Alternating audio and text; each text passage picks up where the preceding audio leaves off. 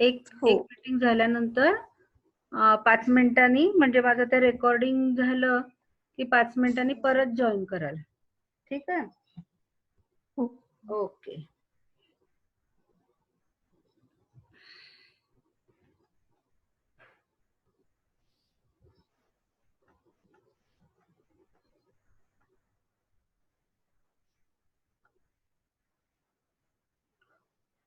Yes, in last lecture we learned about the reference given by Dr. Hahnemann in Organon of Medicine in aphorism number 278 and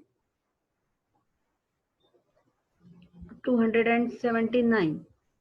The experience proves that the dose of the homeopathically selected remedy cannot be reduced so far as to be inferior in strength to the natural disease, and to lose its power of extinguishing and curing at least a portion of the same, provided that this dose immediately after having been taken is capable of causing a slight intensification of symptoms of the similar natural disease. That is a slight homeopathic aggravation. That means your dose, or the selection of remedy and repetition of the dose is quite enough to produce a more stronger disease than that of the natural disease. Then it will be only enough to extinguish or to remove the natural disease. This will be proved to be the case in acute, chronic, and even complicated diseases, except where these depend on serious deterioration of some vital organ, or where the patient is not protected against extraneous medicinal influences. This means this is applicable. This will prove to be the case in acute. The after the administration of the homeopathic medicine, the more stronger disease is expected, and in acute disease, chronic, as well as even complicated diseases, except, yes, except where these depend on serious deterioration of some vital organs. Yes, you should be a precaution for for producing this stronger disease, artificial disease, except where these depend on serious deterioration.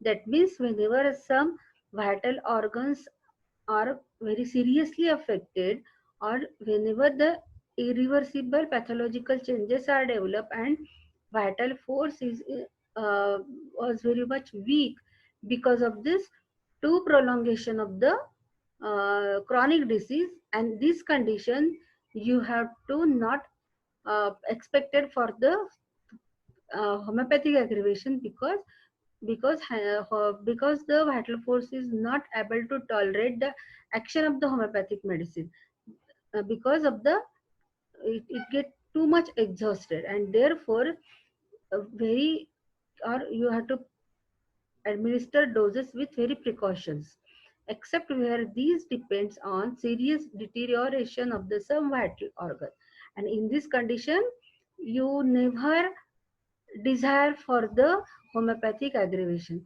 because for the, or if the homeopathic aggravation may occur, it is not tolerable by this weakened patient or weakened vital force.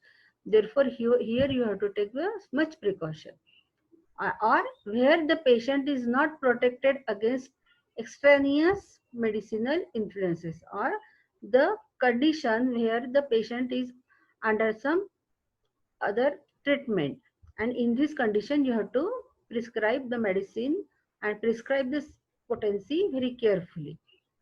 And let us start with the lower potency. Aphorism number 280. This controvertible principle, founded on experience, furnishes a standard according to which the doses of homeopathic medicine are invariably to be reduced so far that even after having been taken, they will merely produce an almost imperceptible homeopathic aggravation.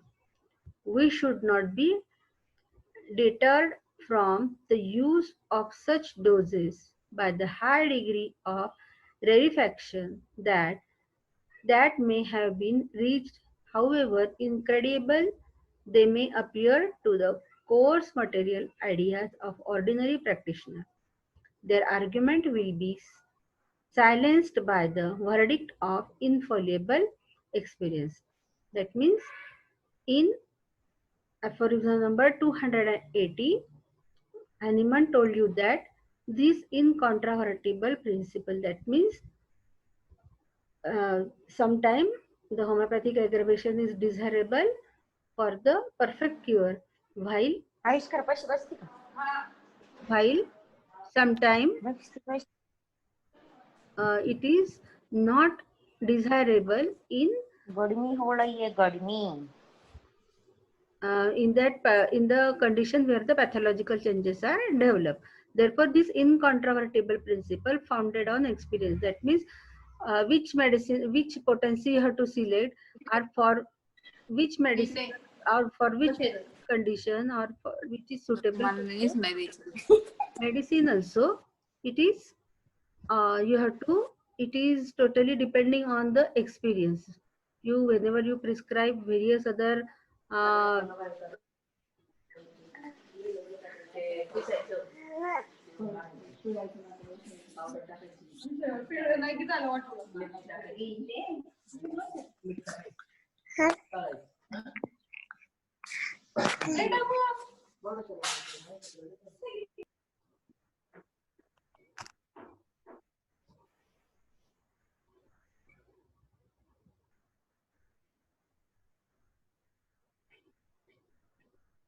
and in this condition furnishes a standard according to which the doses of homeopathic medicine are invariably to be reduced so far. Yes, you have a full authority to reduce the potency as well as the repetition of the doses as it is required in the particular condition. That even after having been taken, they will merely produce an almost imperceptible homeopathic aggravation. That means by reducing the potency, by reducing the repetition of the doses, you are only produces the enough homeopathic aggravation which is required or which is totally imperceptible. That means without giving any severe homeopathic aggravation, you have to select, or proper condition you have to select the medicine. Then we should not be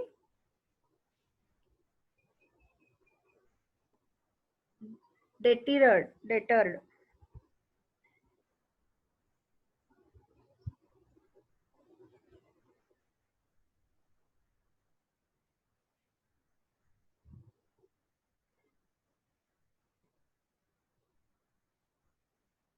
That means you should not be deterred, means it is deterred means discouraged.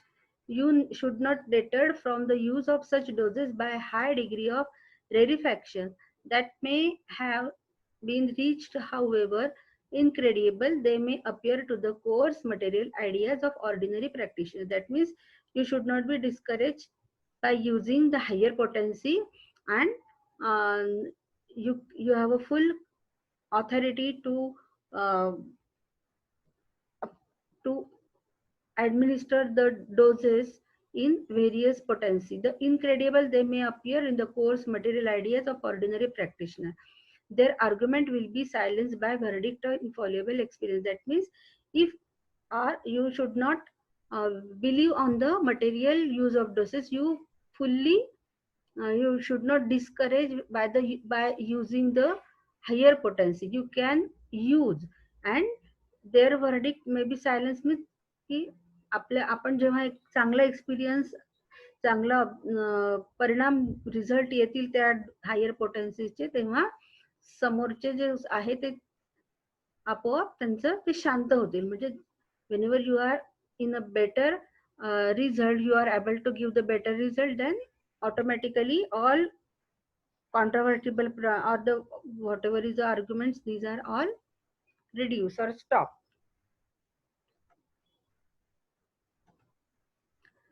Since Hahnemann's time, potentization has been greatly developed, and we are often able to avoid these slight aggravations, which Hahnemann refers to as almost a necessary accompaniment to the cure. Yes, since Hahnemann time, potentization has been greatly developed. Yes, you know, Hahnemann potentized up to the 30th potency, and he advised to use the 30th potency up to the 5th edition. And in 5th edition, whenever uh, he transfer or make a perfect, more perfect, uh, in a 6th edition, whatever is the correction is there, he introduced the 50 millisimal potency in 6th edition. Isn't it? At the from 5th to 6th edition, there is very transit changes, very or the from the 30th he directly jump on 50 millisimal potency, and he therefore it is told by him, since Hahnemann's time, potentization has been greatly developed. And you know, um, after 30, the Kent, Dr. Kent also developed various ranges of potencies like 200, 1M, 10M, 50M, and so on. And then the 50 millisimal potency. That means the various ranges are available in from Hahnemann's time, and we are often able to avoid these slight aggravation, which Hahnemann refers to as almost as necessary accompaniment to the cure. And by using these suitable potencies from all these potency, you can prescribe or you can select a proper medicine in order to produce very slight aggravation, not uh, very large or very great aggravation, homeopathic aggravation of the symptom. And therefore he aggravation which Hahnemann refers, that means the very minimum aggravation without any uh, it is imperceptible aggravation, homeopathic aggravation, which is necessary for the cure. When we get these aggravations, now it is because the remedy has been given too low or repeated too often, or because the patient is particularly susceptible to be powers released by the potentization. Yes, when we get these aggravations now, it is because the remedy has been given too low or repeated too often. Yes, whenever we prescribe a medicine, it is in a very low potency and repeated doses, and because the patient is particularly susceptible to the powers released by the potentization. Yes, by the exact similarity of the symptom, very slight energy of drug or the potency make the patient susceptible for the homeopathic aggravation. When this slight aggravation of the natural disease appears after the administration of the remedy, it is an indication of the correct choice of the remedy. Yes, although there is a slight aggravation of the symptom, slight intensification of the existing symptom, yet it is an indication for the correct choice of the remedy, because the remedy is able to reach up to that level only where the disease is lies, and therefore it is a good indication. But how you know it is a good or bad indication? The difference between the homeopathic aggravation and disease aggravation is only that in disease aggravation patient does not feel better, while in homeopathic aggravation patient feels better. Therefore, by assessing or by in follow-up, you should ask the patient how he feels. If patient told you that he feels better, then it is okay. Then your remedy is correct, your potency is correct, and patient is on the path of cure. While whenever the patient or whenever there is an aggravation of the symptom and patient condition is deteriorate, then it is become more severe, then it is the indication of the disease aggravation. Very precaution you have to take in such type of condition, whether it is homeopathy or sometimes it is only applicable to to assess this homeopathic aggravation and disease aggravation only in case of where the pathological changes are there. Otherwise you can very safely use this homeopathic medicine. All authorities agree that the proper dose is found in the degree of susceptibility. Yes, the only indication for the selection of potency, it is the degree of susceptibility. Finke says that that dose is appropriate which will be proportionate to the degree of susceptibility of the patient. Yes, what do you mean by susceptibility? Susceptibility means it is the inherent capacity of the living organism to react to the external stimuli. And here, what is the external stimuli? Which is nothing but the homeopathic medicine. And the homeopathic medicine which able to produce the similar symptom. Isn't it this exact or the highest similar drug you now administer to the patient, and then you have to see how this patient is respond to the or uh, or or for the selection of potency you have to assess the susceptibility. And for assessing the susceptibility degree of susceptibility, there are various points. Every one of you know the age factor is very important. In in case of children or infant, the susceptibility of the children is very high. Therefore you have to use a higher potency. While in old age, because of this wear and tear, all the weakness of the all system and organs, and therefore it is not able to tolerate the vigorous action of the higher potency. Therefore you have to select the lower potency in case of old age. Similarly, man and woman, the sex differentiation is there. In man there is a high susceptibility than woman, as well as the nature of disease, and whether it is acute, whether it is chronic, whether it is uh, produce the reversible changes, or whether the patient reflected the irreversible pathological changes. Therefore, by assessing the degree of susceptibility, you select the proper potency. Finke says that dose is appropriate which will be proportionate to the degree of susceptibility of the patient. And by this, by the guideline of Finke, you can assess the susceptibility of particular patient and select the proper potency to that particular patient. The closer the relationship between the disease symptom and the drug symptom. Yes, one of the indication is given here.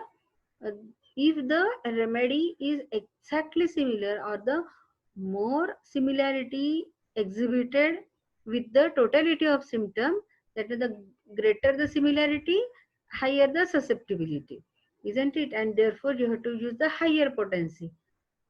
The closer the relationship between the disease symptom and the drug symptom, the greater the susceptibility and consequently the higher the potency required. But this makes it a comparative problem of relationship. Therefore, the answer lies in our individual exercise of the interpretation of this law. Yes, one of the very important indication given here, that is the relationship between the disease symptom and drug symptom. The higher the similarity or the maximum number of symptoms are covered from totality of symptom, then which indicate the greater susceptibility. Why? Because totality, our totality of symptom you prepare from the, not from the common symptom, while from the characteristic symptom of the individual.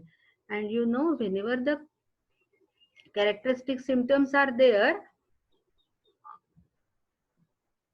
wherever the characteristic symptoms are there, the pathological symptoms are lower down, or the disease is not reach up to the level of pathology.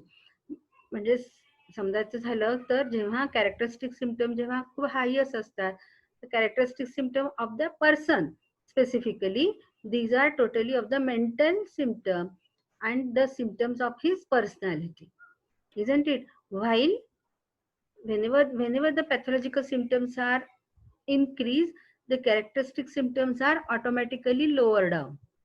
म्हणजे जेव्हा आपल्या totality मधले characteristic symptom maximum the medicine cover करत असेल, याचाच अर्थ की अजून pathological changes त्या व्यक्तीमध्ये डेव्हलप झालेले नाहीये.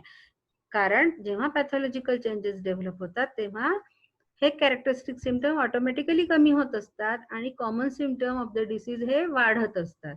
आणि जेव्हा कॉमन सिम्पटम वाढत असतात, आपल्याला माहितीये जेव्हा आपण कॉमन सिम्पटम कन्सिडर करून जेव्हा रेमेडी सिलेक्ट करतो तेव्हा ती ऑलवेज काय इंडिकेट करते, लोअर ससेप्टिबिलिटी इंडिकेट करत असते. आणि मग lower the susceptibility, lower the potency. तर इथे हे खूप महत्वाची गोष्ट आहे आपल्याला समजून घेण्यासारखी. The closer the relationship between the disease symptom and the drug symptom, the greater the susceptibility, and consequently the higher the potency required. But this make it a comparative problem of relationship. Therefore, the answer lies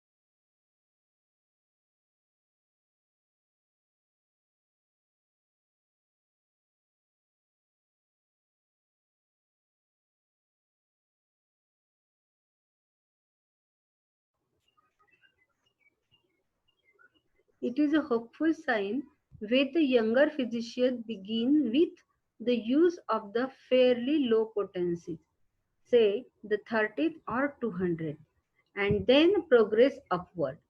In this way, one learns for himself the use of potencies and for dynamic action and their dynamic action, and he will soon learn to use the higher potencies with skill and with much satisfaction.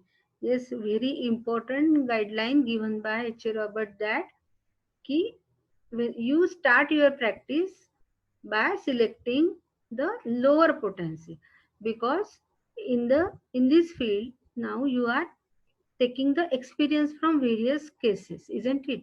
You have a theoretical knowledge, but how you apply your theoretical knowledge in your practice, it is very important. And this knowledge, the clinical knowledge, you only obtain from the clinical practice. And therefore he told you that better to use from the lower potency. Take the experience how these lower potencies or how the homeopathic medicine act in various disease condition, in acute, chronic, in pathological changes, or in the mental diseases and various other condition, how these medicines are with particular potency. म्हणजे acute remedy ह्या वेगवेगळ्या potency मध्ये कशा act होतात, त्याचप्रमाणे chronic remedy ह्या वेगवेगळ्या पोटेन्सीज मध्ये वेगवेगळ्या कंडिशन मध्ये कशा ऍक्ट होतात, याचा जेव्हा तो स्वतःहून एक्सपिरियन्स घेतो तेव्हा त्याच्या स्वतःच्या एक्सपिरियन्सनीच त्याचं ते अप्लिकेशन आहे ते परफेक्ट होत जातं, त्याच्या त्या आयडिया बनत जातात. अँड देन लोअर पोटेन्सी पासून हायर पोटेन्सी कडे जाण्याचा जो काही रूल आहे तो ते व्यवस्थित अप्लाय करू शकतात आणि आपल्या एक्सपिरियन्स वरनच ते खूप काही शिकू शकतात. In this way, one learns from himself the use of potencies and their dynamic action, and he will soon learn the use of higher potencies. आणि हळूहळू मग हायर पोटेन्सीज कशा वापरायच्या, कारण higher पोटेन्सीज may ultimately resulted into the high homeopathic aggravation. And whenever the severe homeopathic aggravation occur, the newly homeopath not able to handle such type of aggravations, and therefore he should learn from his experience how to select the potency and what are the result of these various other potencies in various other disease condition. And therefore it is a basic rule, better to start from the lower, take experience, and how to use the higher potencies in your practice with skill and with much satisfaction. Finke explained the action and efficiency of the infinitesimal dose by applying the new law of Maupertuis, the French mathematician, and fully accepted by scientists, that the quantity of action necessary to effect any change in nature is the least possible. That means any, if you desire any action, then the very least quantity is necessary to effect, that the quantity of action necessary to effect any change in nature is the least possible. म्हणजे कमीत कमी quantity तुम्ही ते changes आणण्यासाठी वापरात. It is called a minimum dose. And added, according to this principle, the decisive moment is always a minimum and infinitesimal. And when applied to therapeutics, the last possible or the highest potency sufficient to bring about reaction would be homeopathic. That is, the for the therapeutic purpose, you have to select the very minimum dose, and this very minimum dose means the minimum quantity, and minimum quantity it is the highest potency, isn't it? And therefore whenever you desire to revolutionary changes, whenever to restore the sick to health, at the beginning you have to prepare the foundation for it. And for making a foundation, you very slowly make the vital force free from the disease force, and then at the and your cure is always end with the application of the highest potency, because at the highest potency the sphere of action of the medicine is very much deep, and it is the penetration power of the medicine is very much deep, that it reach to the at the level of vital force, the dynamic action of the medicine occur, and the fully restoration of the health is occur from spiritual to mental, mental to physical, and physical to particular.